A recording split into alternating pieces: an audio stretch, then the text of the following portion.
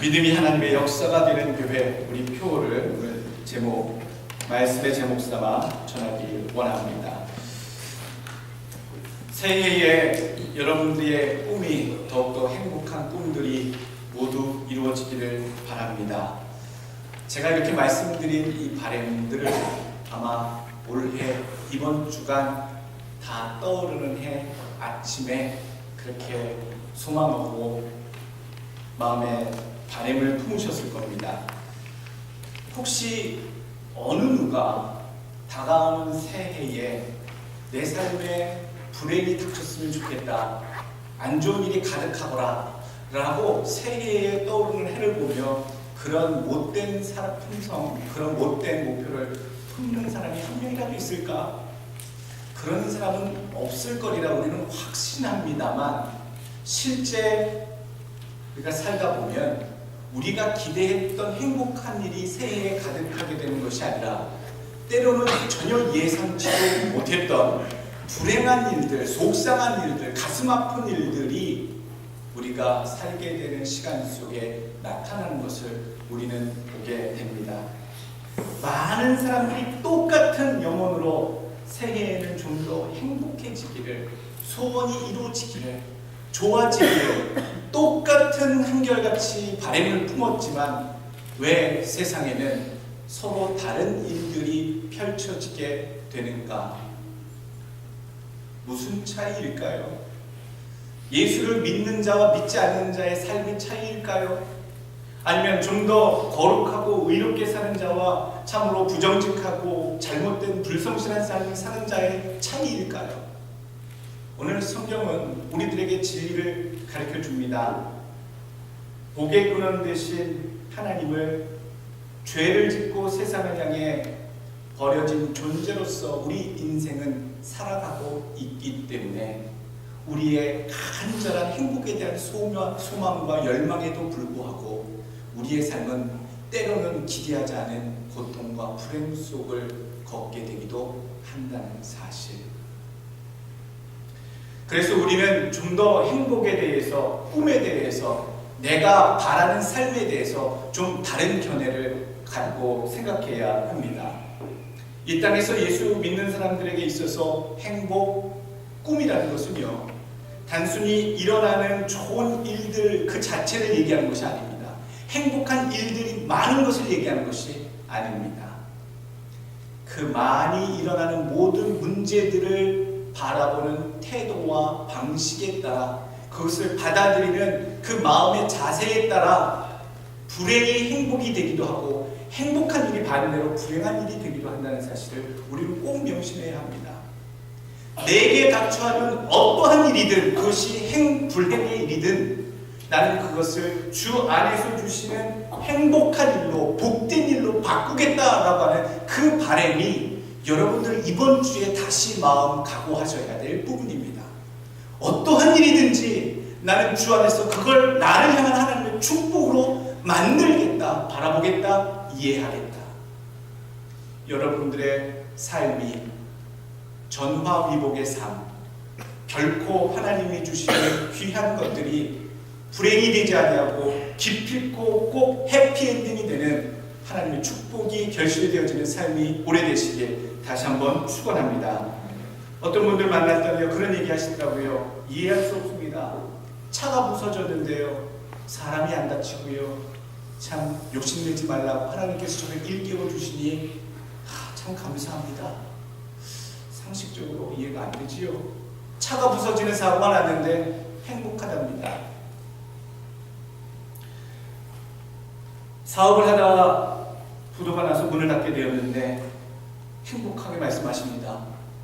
돈 버는 일에 빠져서 참 하나님 멀리 떠나 살았었는데 사업이 망해 하나님께 나와 기도하다 보니 하나님이 주시는 축복이 무엇인지, 그 은혜가 무엇인지 요즘 그 재미로 삽니다 라고 말씀하셨던 어떤 성도분도 참 감명 깊게 기억이 납니다. 세상의 기준으로 봤을 땐 사고가 나고 사업이 망하고 이런 모든 것들이 다 불행한 요소들인데 어찌하여 그분들은 기뻐할 수 있고 행복해야 하는가? 더 큰 행복, 우리 하나님을 세상에서는 구할 수 없었던, 찾을 수 없었던 그 행복의 요소들을 행복의 근원 대신 하나님 안에서 찾아줬기 때문이다 라는 얘기죠. 믿는 자의 복이란 그겁니다.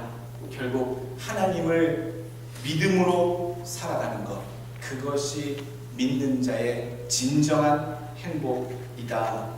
로마서 1장 17절 말씀, 오직 의인은 믿음으로 말미암아 살리라 함과 같으니라. 믿음으로 사는 자, 그 믿음으로 사는 자가 의인이라 말씀하셨고요. 놀랍게도 오늘 16절 말씀 보게 되면 그 의인으로 사는 자가 기도하는 그 간구는 역사하는 힘이 큼이니라 라고 선포해 주고 계십니다. 자, 논리적으로 생각해 봅시다. 행복을 위해서 쫓아가는 삶은요, 바로 다른 세상에 또는 내 자신의 꿈을 이루기 위한 그런 것이 아니라 하나님을 향해 달려가는 것이고 하나님을 믿으며 사는 것이 진정한 행복이다. 그리고 그 많은 것들에 대해서 하나님 안에서 해석하며 이해할 때 불행조차도 고난조차도 우리 안에서 기쁨과 감사함으로 받아들이게 된다. 하나님을 믿는 믿음이 그 믿는 자를 의인으로 만들고 그 의인이 기도하는 곳에는 하나님의 역사가 이루어진다, 기적이 이루어진다라고 하는 오늘 논리가 오늘 성경에 우리에게 주신 교훈입니다. 오늘 소망을 하셨다면 여러분들 예수님을 더욱더 잘 믿는 일에 열심을 내시길 바랍니다.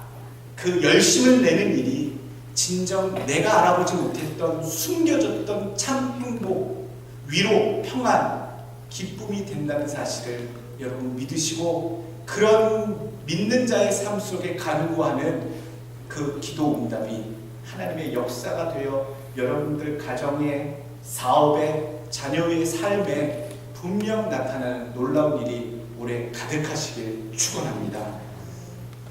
13절에 얘기하고 있지요. 너희 중에 고난당하는 자가 있느냐? 예수를 믿는데 왜 고난을 당할까? 오늘 말씀드렸듯이 예수를 믿는 자나 믿지 않는 자나 이 땅에는 그 본인들의 바램을 떠나서 고난당할 일도 있고 기뻐할 일도 분명히 있음을 성경은 일러주고 있는 겁니다. 고난을 만났을 때 우리는 어떻게 해야 할까? 우리가 살게 되면서 2019년도에도 별의별 일들이 예상치도 못했던 일들이 우리 주변에 이제 펼쳐질 텐데요. 그것을 어떻게 바라보고 어떻게 나는 반응할 것인가에 대해서 과연 믿는 자는 어떻게 반응해야 하는가? 목사님, 좋은 일이면 웃고 즐거워하면 되고 슬픈 일이면 울고 낙담하고 그게 사람의 본능 아닐까요? 오늘 그 본능에 대한 이야기가 아닙니다. 우리가 주 안에서 행복한 삶이 되기 위해서 오늘 성경은 믿는 자의 삶의 태도에 대해서 가르쳐 주십니다. 모두 다 행복하게 만들어버리는 비법. 고난을 만나든지 즐거운 일을 만나든지 믿는 자가 그 일을 만났을 때의 반응이 이러해야 한다라고 하는 사항을 우리에게 교훈하고 계십니다. 믿음으로 사는 곳엔 하나님의 역사가 분명히 있습니다.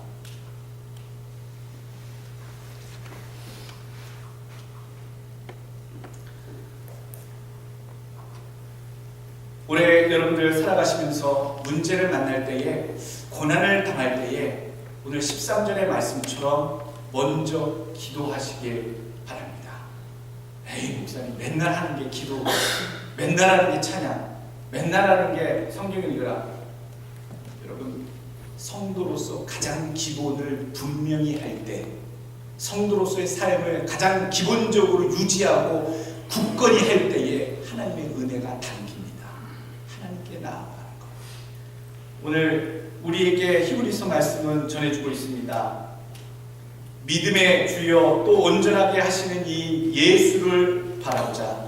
히브리서 12장 2절 말씀에 예수를 바라보는 삶이 되고 예수를 깊이 생각하는 삶이 되어야 한다. 그것이 어떻게 나오느냐? 기도 가운데 나옵니다. 기도를 하면 예수님의 마음이 무엇인지, 예수님의 뜻이 무엇인지, 무엇을 바라고 계신지 알려주시는지 알게 되는 비결이 바로 기도이기 때문이지요. 여러분, 올해에 이제 성전에 나와 기도 많이 하십시오. 좀 사업이 안 되면 사업을 위해 기도하시고, 자녀 때문에 속상하면 새벽에 나와 기도하십시오. 하늘에 나는 지성의 지극한 정성을 보이는 기도를 하나님께 먼저 올리십시오. 내 믿음이 왜 문제인가? 왜 나는 믿음이 이 모양 이 꼴일까? 스스로 참 믿음 없음에 대해서 고민하시는 분이 계시면 한번 생각해 보길 원합니다. 믿는다 하면서도 주님 바라보지 않고 세상 바라고 살았진 않았는지, 믿는다 하면서도 내 자신을 믿고 예수님 내어드리지 않았는지, 믿는다 하면서도 주 뜻대로 산다 하면서도 내 뜻대로 산다고 그렇게 하지는 않았는지, 다 믿음이 자라지 못한 때에는, 믿음대로 기도하지 못한 때에는 다 이유가 있다. 기독교계의 유명한 성자 성 어거스틴이 어느 날 꿈을 꾼 이야기를 기록했습니다. 꿈속에 자기가 죽었는데 천국문에 이르렀대요. 그래서 천국문에 이르렀더니 천국 문을 지키는 천국의 문지기가 그에게 묻습니다. 당신은 누구요?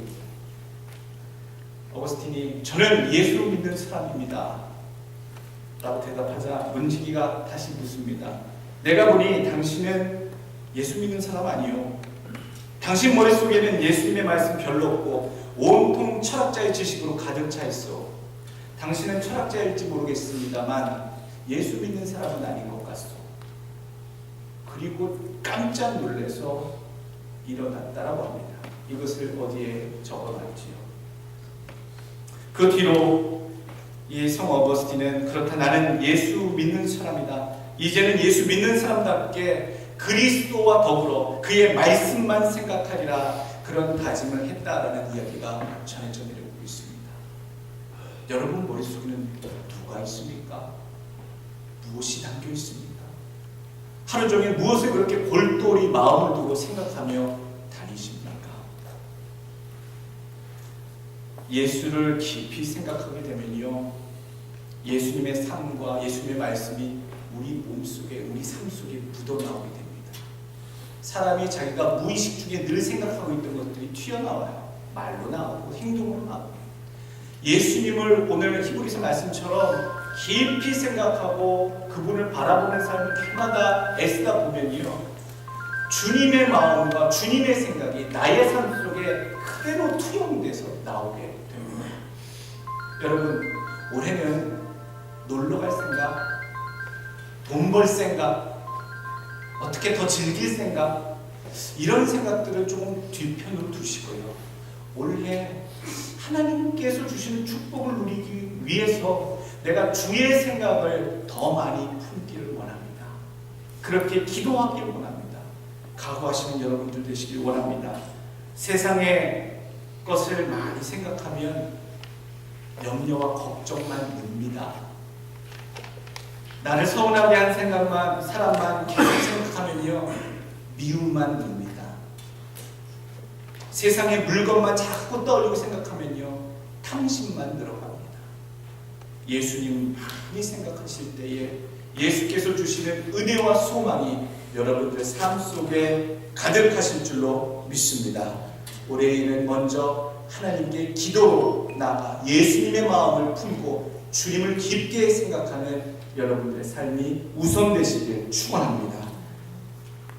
두 번째로 주시는 교훈의 말씀은요, 내가 어떠한 상황에 주의 꿈과 행복을 누리고 향유하는 자로 살아가기 위해서 반응을 해야 하는가. 두 번째 삶의 실천 방안은 기쁜 일에 대한 반응입니다. 행복한 일을 내가 만났을 때 나는 어떻게 반응해야 하는가.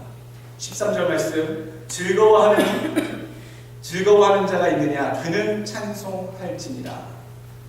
우리는 즐겁고 행복하면 소리 지르지요. 야, 내가 해냈어! 야호! 행복하다! 만세! 사람의 본능이 이렇게 표현합니다만 오늘 성경은 기쁘고 즐겁고 행복한 일을 만나면 해야 될 일이 있다고 말씀합니다. 어떻게 해요? 하나님을 찬송하라. 여기서 말하는 찬송, 노래 붙은 찬송도 있습니다만 하나님께 영광 돌리는 할렐루야 외치라 이 말씀. 할렐루야. 여러분 할렐루야의 뜻을 알고 계십니까? 이미 아시는 분들 계시겠죠. 정확하게 할렐루야, 이것은 두 단어가 합성된 단어입니다. 히브리어인데요, 하나님과 찬양하다 라고 하는 힐레게라고 하는 단어의 명령형이 할렐루입니다. 할렐루. 그리고 야자는 뭐냐? 여호와 야훼 할 때 야자가 붙어서, 즉 할렐루야, 하나님 여호와를 찬양하라가 붙어서 할렐루야가 된 거지요. 만나서 우리가 반가울 때 인사말로 쓰기도 하고, 진짜 오늘 말씀해 주신 것처럼 기쁘고 좋은 일을 만났을 때 하나님 찬양합니다, 할렐루야 라고 우리가 외치는 삶을 분명히 해야 된다는 얘기죠. 성경에 보게 되면 할렐루야 말고 또 다른 표현이 나와요. 알렐루야. 여러분 할렐루야와 알렐루야의 차이가 무엇일까? 히읗을 잘못 오기로 표기해서 이응으로 표기한 것인가? 그게 아닙니다. 구약에는요 다 할렐루야로 나옵니다. 특별히 시편은 하나님을 찬양하는 내용들이 많이 담겨 있는데요, 시편 146편과 150편에 이르는 그 시편의 내용을 보게 되면 그 시편의 첫 요절과 마지막 요절이 다 할렐루야로 시작되는 단어로 표현합니다. 그래서 그 시편 146편과 150편까지의 그 내용들을 할렐루야 시편이라고 그렇게 부르기도 하지요. 신약에 넘어가면 알렐루야라고 나옵니다. 계시록에 나옵니다. 알렐루야. 할렐루야와 알렐루야는 사실 다 똑같은 것인데, 할렐루야는 구약의 기록들이 적혀지면서 히브리어로 할렐루야 그대로 적혀졌다가 나중에 신약 성경이 헬라어, 즉 그리스어로 쓰여지고 그것을 다시 라틴어로 바꾸는 과정에서 히브리인들이 쓰는 히읗 발음을 이응 발음으로, 라틴어의 이응 발음으로 옮겨져면서 할렐루야가 알렐루야로 바뀌게 되지요. 그래서 할렐루야가 곧 알렐루야, 의미는 전혀 상관이 없다. 유명한 찬양곡 오라토리오 곡이죠. 핸델의 메시아. 여러분 할렐루야입니까? 알렐루야입니까? 할렐루야잖아요. 제목이 우리 부르잖아요. 그런데 또 하이든의 오라토리오 천지창조는요 알렐루야로 나옵니다. 그러니까 라틴어의 전통을 계승하는 천주교 쪽에서는 지금도 알렐루야를 많이 쓰고요, 개신교회들은 구약에 나와 있는 표기 그대로를 써서 할렐루야로 표기합니다. 그러니까 알렐루야로 인사하시든 할렐루야로 인사하시든 우리는 분명히 하나님께 기쁜 일을 만났을 때에 할렐루야, 하나님 찬양합니다 라고 소리쳐 외쳐야 됩니다. 그게 그냥 본능처럼 나왔으면 좋겠습니다. 어이씨고 좋구나 라고 하는 그런 비명소리처럼 내 영혼 근본적인 그 가장 깊은 곳에서 하나님 고맙습니다, 하나님 할렐루야 라고 하는 그런 찬양이 여러분들 기쁜 일을 만났을 때 반사적으로 튀어나올 수 있도록 항상 여러분들의 삶의 훈련을 하실 수 있길 바랍니다. 기도를 해야 하나님의 역사가 있고요, 그리고 기도를 해야 그 일이 하나님께서 도와주신 일인 줄 압니다. 그냥 우연이 된 것이 아니라 이것이 하나님이 도와주신 일이구나라는 걸 깨닫게 되죠. 그리고 그 기도의 응답으로 역사가 이루어졌으면 하나님이 주셨음을 분명히 확인하고 이 일이 주님께서 허락하신 일임을 분명히 하기 위해서 하나님께 할렐루야라고 하나님께 찬송의 보답을 돌려드려야 한다는 거죠. 여러분 이제 두 가지 원칙이 우리의 삶에 정해졌습니다. 주 안에서 놀라운 믿는 자의 행복을 누리고자 우리는 고난 중에 먼저 주께 나가 기도할 것이고, 또 기쁜 일을 만날 때에 하나님께 입술을 열어 할렐루야 하나님을 찬양합니다라고 분명히 영광을 그분께 돌린다라고 하는 삶의 방식, 이 두 가지 방식들을 여러분 잘 훈련하시고 하나님께 믿음의 모습으로 보여드릴 수 있기를 간절히 축원합니다. 세 번째 방식이 하나 더 있습니다. 평상시에 늘 해야 될 방식이죠. 어떻게 내 삶에 기쁨과 감사와 주님 주시는 축복이 임재하겠는가? 세 번째는요, 소망하는 겁니다. 주 안에서 늘 새롭게 소망하는 겁니다. 하나님을 보며 새 소망을 품는 한 해가 되시길 간절히 원합니다. 장로님들과 모여서 신년 강의를 했어요. 여러 가지 한 해에 돌아왔던 것도 보고 또 토론하고, 이제 1월달, 2월달 새해에 우리 교회가 어떤 방향으로 나가야겠는가, 또 담임 목회자와 또 함께 뜻을 함께하는 우리 장로님들이 어떤 지혜를 모아야 할 것인가. 놓여져 있는 팩트, 사실을 보자면 재정은 매년 부족했고 아이들도 많이 줄고 한국학교도 또 성도님들도 여러 가지 눈에 보이는 것이 침체되어 보이고 지쳐 보이고, 믿음이 있는 자들도 믿음이 흔들려서 방황하는 것처럼 보이고, 목회자의 눈이나 우리 장로님들의 눈이나 다 똑같이 공감했던 그런 부분들이었습니다. 또한 8년째 센트로에서 목회하고 있는 저도요, 8년이 되니까요, 매너리즘에 자꾸 빠지게 됩니다. 그냥 다 알고 그냥 다 해왔던 그 흐름 속에 어려운 것 없이 자꾸 현실에 안주하려고 하는 내 마음의 저 한편의 구석에 그런 게으름이 자꾸 나를 새롭게 노력하고 개혁하고 이런 것들에 대해서 주저하게 하는구나. 회개하는 마음으로 어제 당회를 했습니다. 오늘 아침에 그런 마음이 있고 이 말씀을 준비하는데 참 마음이, 사실 이 말씀을 준비하지만 마음이 한켠 무거웠습니다. 그런 마음이 있었기 때문에 장로님 한 분이 목양실로 쓱 들어오세요. 오늘 아침에 목사님, 지난 일은 어려운 것들을 다 잊으시고 목사님 더욱더 힘내십시오. 그리고 저를 꼭 안고 품어주시고 나가셨어요. 여러분, 목회자가 얼마나 힘이 나는지. 현실은 그런데, 있는 그대로는 그런데, 우리 교회에 하나님이 큰 일을 할인하시겠구나. 상황은 별로 좋지 않은데, 어려운데, 그런 중에서도 하나님은 새 일을 행하시겠구나. 송구영신 예배 때 주셨던 이사야 43장의 말씀, 보라 내가 새 일을 행하리니 이제 나타낼 것이다. 너희가 그것을 알지 못하느냐. 내가 반드시 광야의 길을, 사막의 강을 내리라. 우리는 되어진 것을 보고 그 다음을 예측합니다. 희망적인지 희망이 없을런지. 있는 그대로를 보면 별 희망이 없어 보이는 우리들의 모습이고, 우리 가정이고, 우리 교회고, 우리의 신앙의 모습이지만, 하나님께서는요, 올해 또 새 소망의 일, 새 일을 행하신다 하셨습니다. 여러분들의 삶에, 여러분들의 가정의 사업에 하나님이 행하실 새 일을 소망하시길 바랍니다. 여러분, 소망을 품으라 할 때 그 소망은요, 내가 예수를 믿게 되었으니 이 땅에서 지옥으로 빠질 백성이 아니라 천국으로 갈 백성이다, 이런 소망을 얘기합니다. 그런 거 아닙니까? 그 소망은 한 부분입니다. 오늘 우리에게 주시는 그 소망은요, 날마다 주시는 겁니다. 날마다 새로운 일을 만나시죠. 새로운 걸 깨닫게 하시고 보게 하시고요.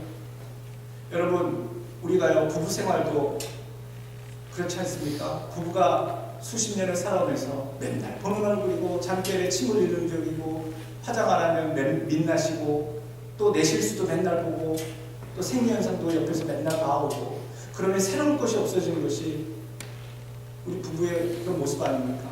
그런데 주님께서 뭐라고 말씀하십니까? 서로에 대해서 날마다 새로운 것들을 기대하고 소망할 때에 그 발견하는 기쁨이 있다라고 우리에게 말씀해주고 계시지 않습니까? 우리는요, 참 귀한 종교를 믿고 있습니다. 우리의 소망이 하나님께 있기 때문에 우리는 소망이 없어요. 가능성이 없는 사람들이에요.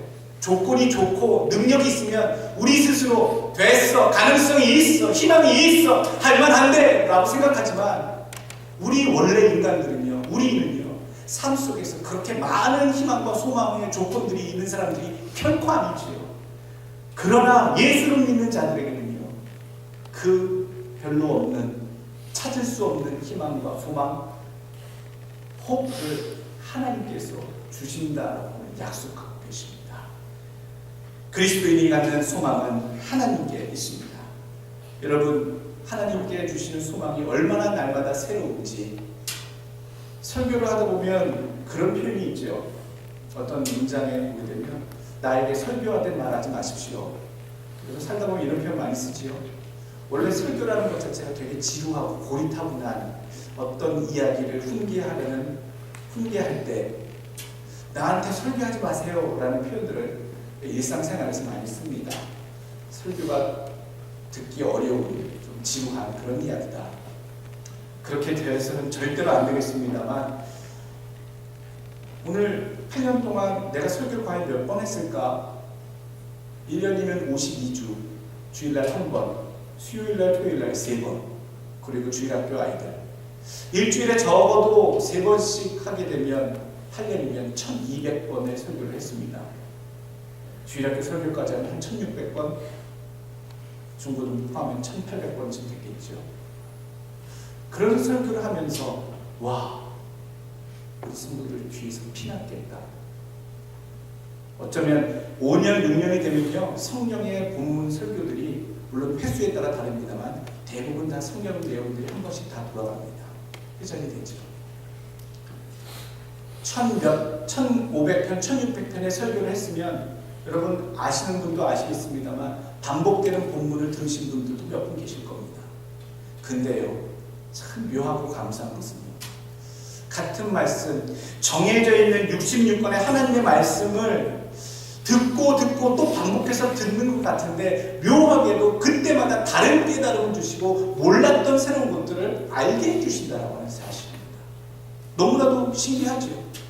그때 이 본문을 가지고서는 그렇게 설교했었는데 어떻게 오늘 설교 작성한 이 본문은 똑같은 본문인데 다르게 나오지? 라고 놀라는 경우가 너무나 많아요. 성도분들도 그렇게 얘기하세요. 다르다. 또 다른 것을 보게 된다고 깨닫게 된다. 무슨 조합입니까? 왜 그렇게 달라지는 것일까요? 오늘 우리에게 하나님께서 각자 상황이 매번 달라짐을 우리에게 알라라고 하십니다. 우리의 상황은 매번 바뀝니다. 그때는 그런 상황이었고 지금은 이런 상황인데 이 상황에 주시는 그 상황에 맞는 말씀을 또 하나님 적용해 주시고 또 두 번째는 더 놀라운 것은요 그 상황에 맞게 역사하게끔 성령께서 새로운 마음들을 깨닫는 마음들을 부어주세요.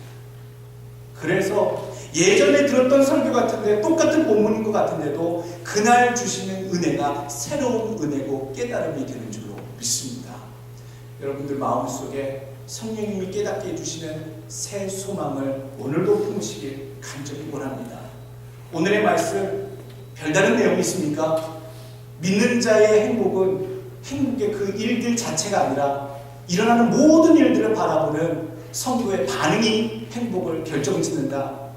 어떤 반응을 보일까? 고난 중에 반응을 보일 때는 먼저 나가 기도할 것이고 두 번째 기쁜 일을 만나게 되면 그 일을 가지고 하나님께 영광 돌리며 찬양할 것이고 평상시에 우리가 살아갈 때에는 그저 그럴 만한 변함없는 재미없는 인생일 것 같아도 날마다 새롭게 희망을 주시는 하나님을 바라보며 사는 삶이 우리 믿는 자가 올해 꿈꿔야 할 소망의 삶이 아니겠느냐 오늘 말씀의 요약입니다.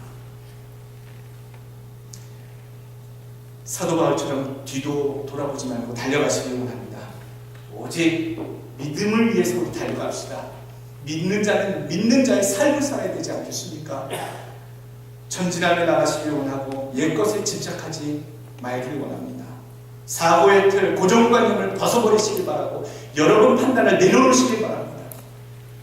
미래를 향해 항상 열려있고 하나님이 축복해 주실 줄로 믿는 그 소망을 품고 날마다 살아가시길 원합니다.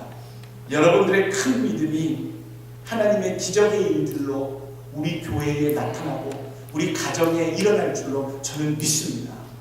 여러분들 금년에도 꿈과 기대와 소망들 하나님을 향해 품으시고 매사에 맡겨주신 일들, 교회에 헌신하는 일들에 열심히 참여하시고 하나님께 믿음을 보여주시길 원합니다. 믿는 자는 오직 의인이고 그 의인은 믿음으로 말미암아 산다. 그 믿는 자의 간구는 역사하는 힘이 크다. 말씀하신 이 말씀 꼭 기억하시고 이루시는 여러분들 되시길 예수 그리스도의 이름으로 축원합니다. 기도하겠습니다.